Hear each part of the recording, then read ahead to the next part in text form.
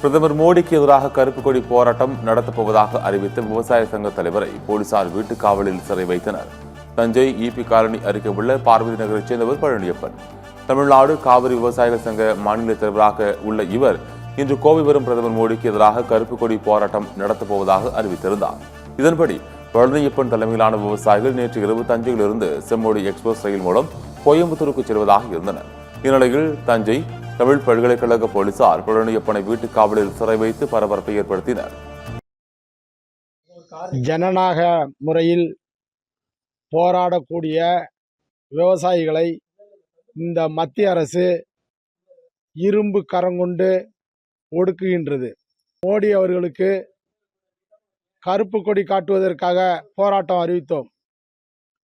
என்னை வீட்டுக் காவலில் காவல்துறை சிறை வைத்துள்ளது.